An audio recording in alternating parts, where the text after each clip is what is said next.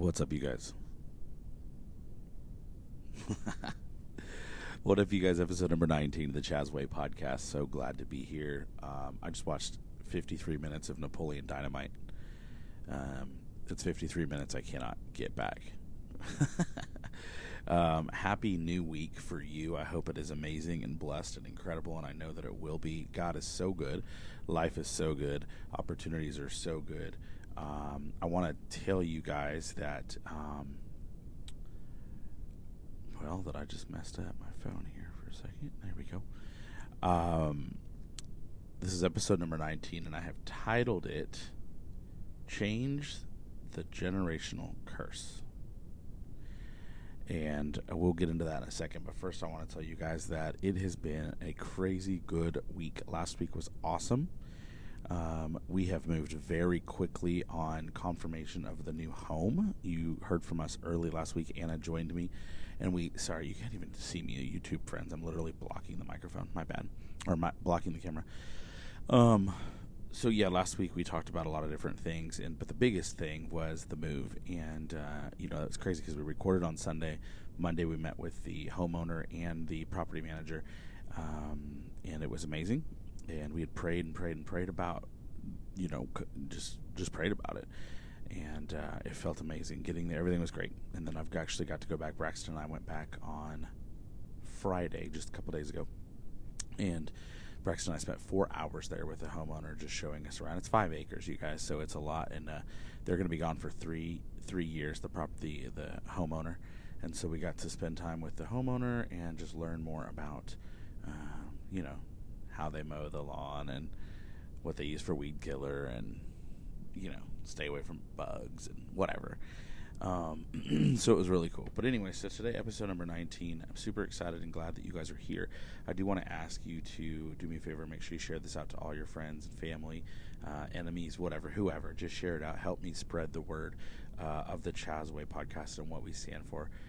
First of all, just know, again, just to recap, the three things that I believe so firmly that we are, and by we, I mean you and I. And that is making sure that everybody knows they're worthy. You are absolutely worthy. Secondly, just know that I'm by your side, no matter what that looks like. Lose weight, gain muscle, gain energy, make a few $100, make a few $1,000. Be a shoulder to cry on, somebody to lean on, whatever you want to do, whatever you need, I'm here for you. To whatever degree I can offer, okay? And then thirdly, it's just super important for you to know that you can take your ordinary life and you can absolutely make it extraordinary. And I think that this podcast is actually going to help you on that third area. If your mind and your ears and your eyes and your heart are open to it, I think that this podcast today will help you. Again, episode number 19, Change the Generational Curse. And we'll get into that here in just a second. So thank you. You're awesome. Make sure you share, like, comment, subscribe, whatever, all the things. And comments are huge, you guys. Like, I can't even begin to tell you how that's the only feedback I get is comments. So take a second and drop a comment. Episode number 19. I came up with this on Thursday. And you guys know, if you follow these podcasts, you guys know that I pray on these typically. And I kind of just wait and see where God sends me. What direction I'm going to end up going. By the way, all of my backdrops have been pulled down. And if you're watching this on YouTube, behind me is a dresser with nothing on top of it. To the other side is a yoga mat that's rolled up right there.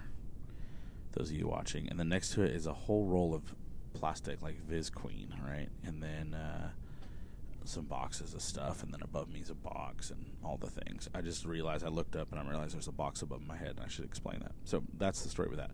But anyways, so yeah, I had thought and prayed and really wasn't sure exactly which direction I was going to go until it hit me that there are commonly, and I may be able to go as far as, and I want to know if you agree, so I want your feedback. But, for me, I believe that you only know what you know, right?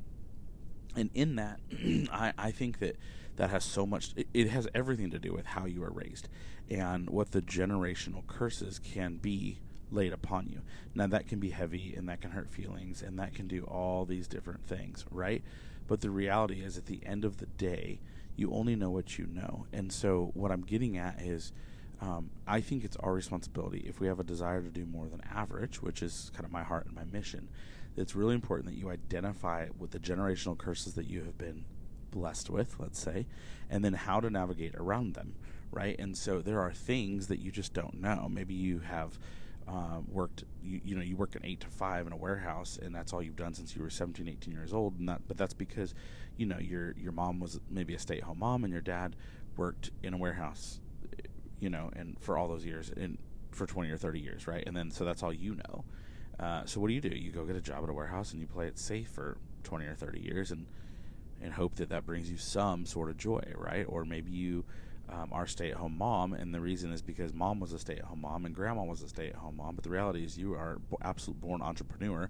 You have the opportunity to make tons of income and have tons of financial freedom and life freedom, but you're a stay-at-home mom because that's just what you learned, and so you play it safe. Well, if you take the time to identify generational curses, now you may say, well, that's not a curse. Like, my mom didn't do anything wrong, or my dad didn't do anything wrong. No, they didn't. They do what they know, and you do what you know.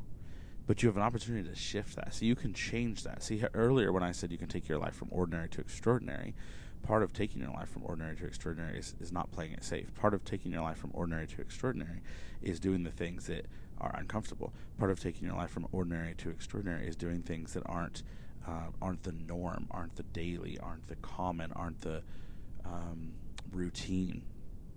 And so I was thinking, like, now how would somebody know that? If I say, well, I only know what I know, and you only know what you know, right? Well, so what I know is different than what you know, and what I know is different today than it was 6 months ago, if I'm being honest with you.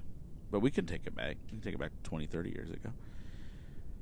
But I'll tell you that I've always had a desire to do more, always, since I was young, very young. I remember being as young as 4 years old, my first memory of wanting to do something that was not normal. I wanted to sing. And I remember I was in San Diego. That's where I'm from. We were at the Del Mar County Fair, and I was with my mom. She was she promoted events and managed some artists right back in the day. And I remember there was whoever was supposed to be scheduled on this stage. It was like a local stage. Didn't show up, and she's like hands me this little miniature guitar, and it's like, go out there and do it. And this is before karaoke tracks and all that. And I just strummed the guitar and sang the lyrics of looking for love and all. No, it wasn't that. That's Johnny Lee. It was, I can't remember now. I'll think of it.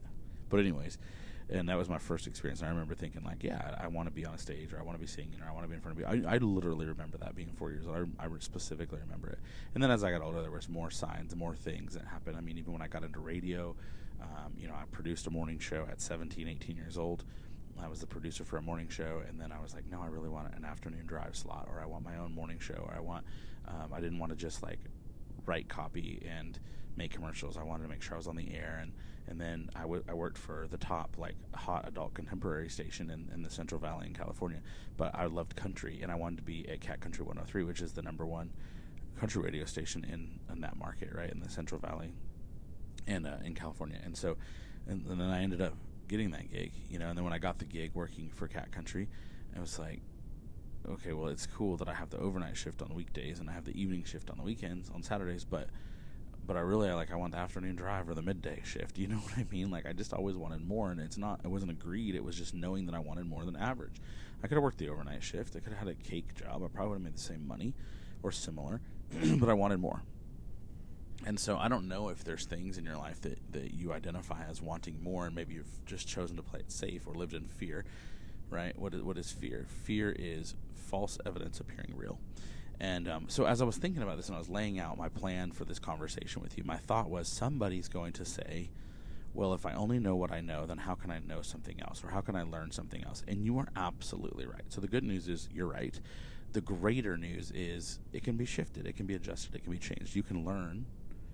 That's what I've done. I remember just 4.5, 5 years ago, I was introduced to personal development. I didn't really know what that meant. In fact, I thought it was really weird. And they would always identify quotes by like 2 or 3 people. It was always at that time I was in a nutrition. I was in this health and wellness company, and like they identified everything with their founder, right? And so it was like, make sure you listen to this guy, and listen to Jim Rohn, and so I was like, what what are you talking about? Like, get on YouTube and just listen every day, first thing every day, 15 to 30 minutes. And I didn't know, it was just weird to me, right? But then once I started getting familiar with the concept, not necessarily with those people, although Jim Rohn is by far has mentored me. Although he's passed away, he's mentored me more than he would ever know, obviously, because he's passed away. Because of his incredible content on YouTube. ROHN, if you ever want to look up Jim Rohn, he really truly is an impactful speaker. Was an impactful speaker, and there's just hours and hours and hours, hundreds and thousands of hours worth of material that you can find on YouTube. So, anyways, I was introduced to that, and then through that, I would hear Jim Rohn talk about other people, and so I would start paying attention to other public speakers or other personal development speakers, and then as you kind of start to get in that game and that scene, you start to hear people talk about others, and the more I grew and the more I evolved, the more I had an opportunity to hear about others, and so it was a really cool thing. So I owe a lot of it to personal development. So I would encourage you, regardless of where you're at in life, check out personal development, man. Like, check out Jim Rohn, check out Zig Ziglar, check out Bob Proctor, check out Brene Brown, check out I'd give you a list of books too, but these are just people. You literally can type in Les Brown. You can I said Zig Ziglar, Ed Milet. There's so many. I'm forgetting some of my favorites. I know I'm forgetting some, but yeah, you can literally just YouTube that, like YouTube Jim Rohn, YouTube Ed Milet, and just see where that takes you. So anyways, that will help stretch your mind and your imagination to maybe coming out of safety and looking at and growing in other areas, you guys. So that's just a thought, because again, I was like, well, how if I can say I know what I know and you know what you know, somebody's going to raise the question like, well, then how would I know more? And the way is because to have a desire for more than average, because truly average and playing it safe is what's going to keep you only knowing what you know. And how do you evolve? How do you stretch what you know? Well, the way to do that is to get out of your box, is to listen to other things, is to take ask me what books I've read, ask me what some public speakers are, or what some personal development people are, right? And so changing the generational curse. Let me wrap up with this. What I'm referring to with this is the things that have been implemented,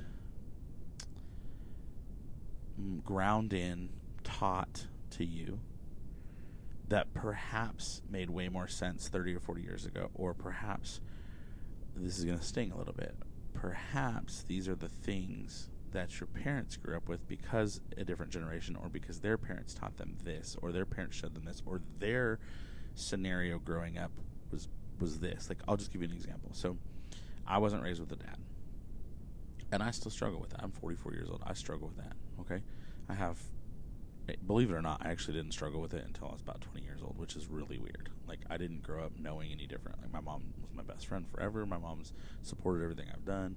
Never did I ever think, like, as a young person, it was never like, where's my dad? Like, my mom was open with me. Like, they separated when I was a little kid.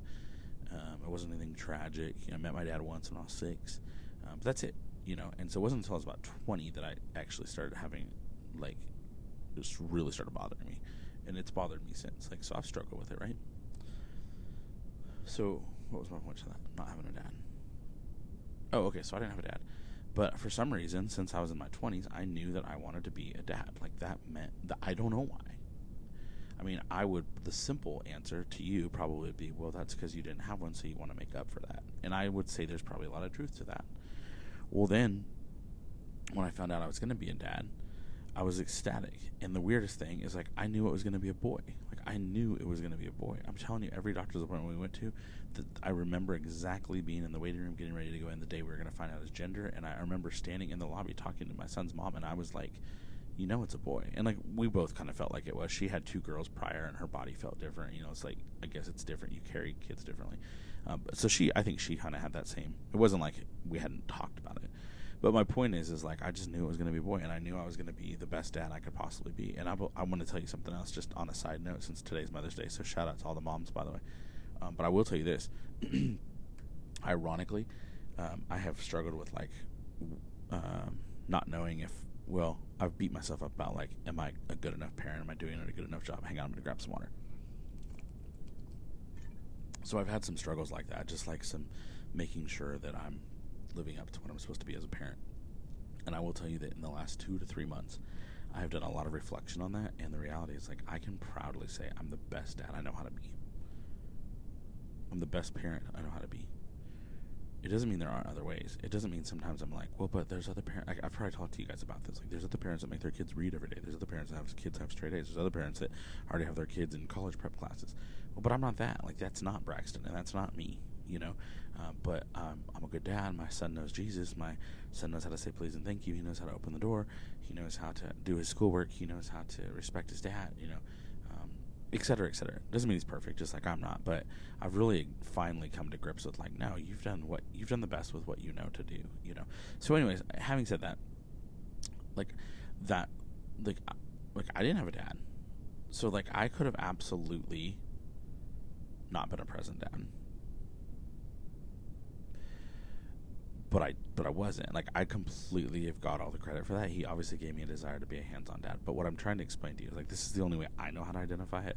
To give you an example is, like, I didn't have a dad, so I very easily could have chosen to be an absent dad because it's what I knew. But that doesn't change knowing what's right or wrong, because I think I think the society should. I think we know that, if for no other reason than society, right? And so I chose to go a different path. And so you can choose to go a different path as well. You can choose to adjust wherever you're at. Like, if you're 14, 40, or 80, and you're listening to this podcast, you can make changes. Like, it's never too late. It's never too late to adjust. It's never too late to shift. And, like, change the generational curse, because, like, you're valuable and you can do great, big, amazing, humongous, radical things. And if you just believe that, you can literally change the generations to come. Like, your family tree, if you will. Your family, like, the legacy of your family does not have to stop with, like, well, my great-grandpa was a farmer, so my grandpa was a farmer because my great-grandpa and my grandpa were a farmer, my dad was a farmer because my great-grandpa and my grandpa and my dad were farmers. Now I'm a farmer, and now since my great-grandpa and my grandpa and my dad and I'm a farmer, I'm going to teach my kid to be a farmer, and my kid's going to teach his kids to be a farmer. Like, maybe farming's not for you. Maybe this generation is, like, global warming is actually probably, like, maybe you're not setting up your great-grandkids for farming, because maybe farming's not going to be the same thing it is today, or that it was 20 years ago. Maybe it'll be different in 20 years. So maybe you're actually doing some damage for them if you teach them that farming's the answer. I'm literally just making an example. Massive props to farmers. So I'm just using that example. Or maybe it's being a stay-at-home mom when you're really built to be an entrepreneur. Like, you know that. You have the gifts. But, like, society or your family crest, your family history, your family just, it's like, no, that's what the woman's supposed to do. Or we can even get, like, let's get edgy for a second. Let's get super edgy. Like, what if your grandma cooked 3 meals a day and, like, kept the house spotless, and grandpa came in every day and, like, kicked his shoes off and went and sat in the recliner, and then, like, grandma waited on him hand and feet. And, like, because that's all that your dad saw, because it's your dad's parents, right? So then your dad finds your mom, and that's all he's willing to accept. Like, mom better be, like, cooking 3 meals a day, and, like, she handles everything in the house, and he comes in and kicks his shoes off and leaves them right in the middle of the living room or the front door, and he sits in the recliner, and mom waits on him, right? Well, what if, like, ladies, what if that's, or gentlemen, like, what if that's your dad? So grandpa did it and dad did it. Or let me shift this a little bit. So, like, ladies, most of our like listeners are ladies, right? So ladies, like, that's all grandpa and grandma did, and then that's all your mom and your dad did. But, like, you know that, like, you don't want to make 3 meals a day and clean up the boots that are left in the living room and, like, serve your husband, you know, every meal at the recliner. Like, don't get me wrong, it's great to be, like, have a servant heart, and it's great to love people. Like, none of those things are wrong. And even what I'm telling you isn't wrong. Like, I don't have the right to say what's right or wrong. But what I can say is, like, what if that's not what you want to do? Like, what if it is all you know, but you also see that there's other opportunity? What if it's all you know is to make 3 meals a day and make sure the laundry's done and the house is picked up? Like, first of all, thank you. Like, I'm proud of you for being that amazing human being. But at the same time, what if you know you're worth more? What if, like, what if you loved volleyball in school and you really actually want to be a volleyball coach? Or what if, like, you love serving at the church because, like, your heart, you're called to be a servant leader? But you feel like, well, I mean, like, all I know is, like, mom stayed around and grandma stayed around. Like, I don't want to change that. Or you hear this all the time, like, well, my grandpa went to college and my dad went to college and I'll be the first one to not graduate college. Like, okay, we'll change the generational curse. Like, maybe they're all still in debt from maybe they never used their college. Like, maybe your areas of strength have nothing to do with college. So, like, go, fine. So shift the generational curse and adjust it to whatever it is that serves you and serves your family and serves your future. You don't have to do, like, the straight and narrow, or you don't have to do the things that are just put in front of you, because the reality is, like, you're in a place in life. It's 2021. Like, you can look to your left or to your right or on Google and find a million other opportunities. And if your heart is in a different area, like, maybe you don't want to go to college because you have a heart for music. Like, go play music. You want to be a DJ, go be a DJ. If you want, or if you want to stay at home and be an amazing wife and live that life, that's totally okay too. But I want to encourage you to, like, stretch out of comfort, out of normal, and think about what has been presented to you in the past and what you might have a desire to do differently. I'm just here to challenge you to do the different. Like, do the different. Do the thing that's scary. You hear me say it all the time. Like, go do the thing that's different than your family's done. Like, be willing to listen to the ridicule. Be willing to do the things and take the risks and take the chances and make the adjustments to become who you want to be. Like, what do you want to be?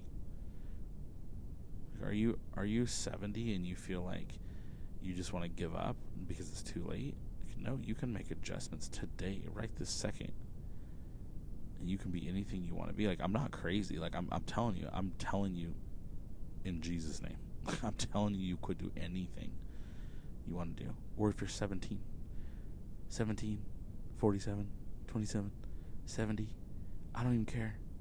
I'm just telling you, the only reason you're not doing something outside of average is because you're scared. You already know that. You listen to my podcast. I say it almost every week. Like, I swear I feel like I keep beating you guys up about it, because I'm like, man, get out of comfort.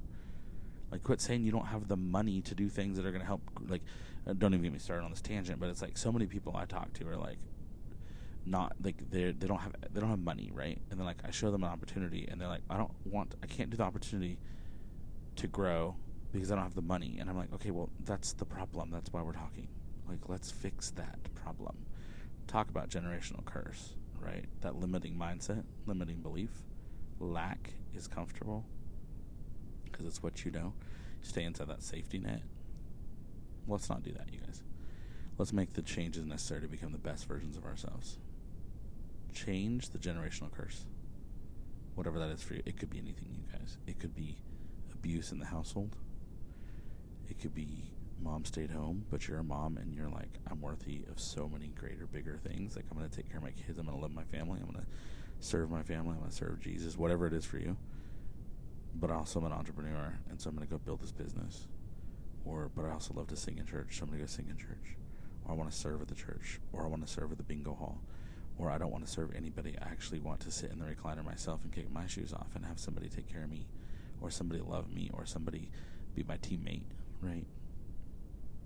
Just because it wasn't presented to you in the past does not mean that you can't make the shifts and adjustments to change the future. Break the generational curse, because you're worth it. You are amazing. God loves you so much. Episode number 19. That's Rap City. That's it. That's what I got for you. I hope you're amazing. I can't wait till next week. I just want to tell you guys, I'll be recording next week's episode in the new house, in my new office. Probably. I don't know where. Maybe I'll do it out back in front of the pond. I have no idea. I can't wait for you guys to see some of the house. I actually want to talk about some of the challenges through this incredible season of moving, like massively stepping up, leveling up in our home, in our habitat, right? And what that comes. Like, there's a lot of things that come with that. And I'm excited to share them with you. I'm excited for you guys to be around. I'm excited for you guys to, like, we just want to do life with you. So make sure you, like, screenshot this that you're listening or watching, and post on your social media and tag me. There's a chance at making some cash money for that. Just make sure you tag me. Hashtag the Chazway, CHAS, right? THECHASWEIGH. Hashtag the Chazway. Chaz Foster on all social media is where you can find me, or the Chazway. I just remember, man, like, let me tell you this. Linktree in the bio, okay? Like, my Linktree's in the bio. You want more information on what I do, what we do, what Anna and I do as a partnership, you can find it. Like, there's literally, on YouTube, I'll drop it in the comments, but any other social media platform, like, there's my Linktree is in the bio. So just go find me and click it, and you can see and hear anything you want to know. And I hope you guys have an amazing week. God's so good. And, I love you all, and I'm excited to, I'm excited to share. Like, just so you know, we get the keys Thursday, and we will be unloading U-Hauls and moving in over the next weekend, Friday and Saturday, and so much more to come. Stand by. I'm excited about it, and I can't wait to record next week's episode in the brand new house. Bye, you guys. Have a good night.